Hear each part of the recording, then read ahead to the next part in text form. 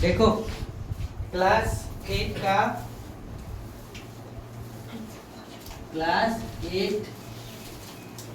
Science का chapter number कितना है 4 का क्वेश्चन आंसर का सेकेंड पार्ट। क्या लिखा है देखो, कल हम लोग 10 नंबर तक का क्वेश्चन देखे थे, आज 11वां नंबर क्वेश्चन देखते हैं। क्या बोला है कि जब आग लग जाता है तो फायरमैन पानी का उपयोग करने से पहले क्या करता है, उस क्षेत्र के मुख्य विद्युत आपूर्ति को बंद कर देता है। आखिर क्यों? अरे करंट सप्लाई को बंद करा देता है। इसके पीछे क्या कारण है? तो करंट सप्लाई को बंद करने के पीछे एक ही कारण है कि विद्युत जल में क्या होता है, जल क्या है, विद्युत का सुचालक की कुचालक, सुचालक। तो पीछे क्या हो जाएगा, करंट उसमें दौड़ जाएगा, और जब करंट दौड़ जाएगा तो आदमी को क्या हो जाएगा, झटका लग सकता है कि नहीं। तो वही लिखा है कि क्योंकि पानी में विद्युत का चालन आसानी से, पानी में विद्युत का चालन होने के पीछे के रीजन है क्या, पानी में क्या होता है H प्लस आयन और OH माइनस में टूट जाता है, और H plus ion OH minus में टूटने के कारण से क्या करता है, वो इसमें करंट प्रवाह आसानी से हो जाता है। फिर 12 नंबर क्वेश्चन क्या पूछा कि विद्युत धारा का रासायनिक प्रभाव से आप क्या समझते हैं। तो विद्युत धारा के रासायनिक प्रभाव से आप क्या समझते हैं, तो जब किसी अम्लीय विलयन में विद्युत धारा प्रवाहित किया जाता है तो अम्लीय विलयन में रासायनिक परिवर्तन होता है, और ये जो रासायनिक परिवर्तन होता है उसको हम लोग क्या कहते हैं, विद्युत धारा का रासायनिक प्रभाव कहते हैं। फिर 13 नंबर क्वेश्चन पूछा है कि साइकिल के हैंडल, पहिया का रिम ETC पर क्रोमियम की पतली परत चढ़ाई जाती है, इसे पूरा क्रोमियम का ही क्यों नहीं बना दिया जाता है। सवाल ये किया कि साइकिल हैंडल ये सब जो होता है उसका क्या किया जाता है, क्रोमियम की परत चढ़ाई जाती है, लेकिन आखिर पूरे क्रोमियम का क्यों नहीं बना दिया जाता, तो क्योंकि क्रोमियम एक महंगा धातु। क्या लिखे आंसर, क्रोमियम एक क्या है, महंगा धातु है, और साथ ही साथ इसका ज्यादा उपयोग नहीं किया जाता है। फिर 14 नंबर क्वेश्चन प्रैक्टिकल है, उसको हम बाद में बताते हैं, प्रैक्टिकल के टाइप से लिखना है। 15 नंबर क्वेश्चन है कि विद्युत लेपन क्या है, इस प्रक्रिया को अम्लीय जल का उपयोग क्यों किया जाता है।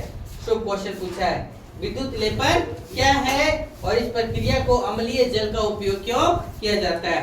तो विद्युत लेपन क्या है, आप लिख सकते हैं किसी वस्तु पर इच्छित धातु को निक्षेपित करने की प्रक्रिया को क्या कहते हैं हम लोग, विद्युत लेपन। इतना बार बार तो बोला जा रहा है? क्या लिखेंगे देखो, किसी, लिखो फटाक से, किसी वस्तु पर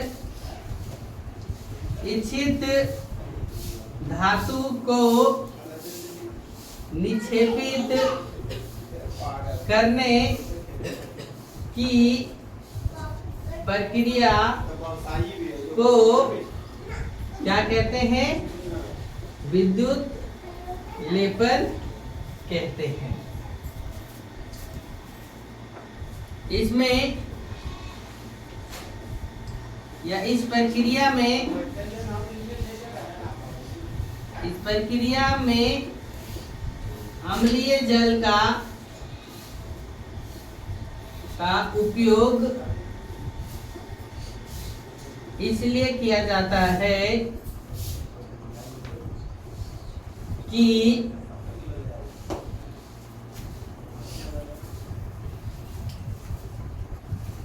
उपयोग इसलिए किया जाता है कि अम्लीय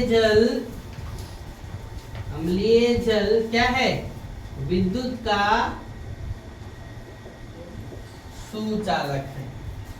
विद्युत का क्या है, सुचालक है। समझे? ये नंबर आपका क्या 15 नंबर का हो गया। अब आगे कौन सा 14 नंबर जो प्रैक्टिकल के तौर पे है उसको लिखिए। संप्रेषित्र किसको कहा जाता है पता है? देखो क्या बोल रहा है 14 नंबर क्वेश्चन, जब किसी संप्रेषित्र के स्वतंत्र सिरों को विलयन में डुबोते हैं तो चुंबकीय सुई में विक्षोभ उत्पन्न हो जाता है। आखिर क्या आप इसका कारण की व्याख्या कर सकते हैं?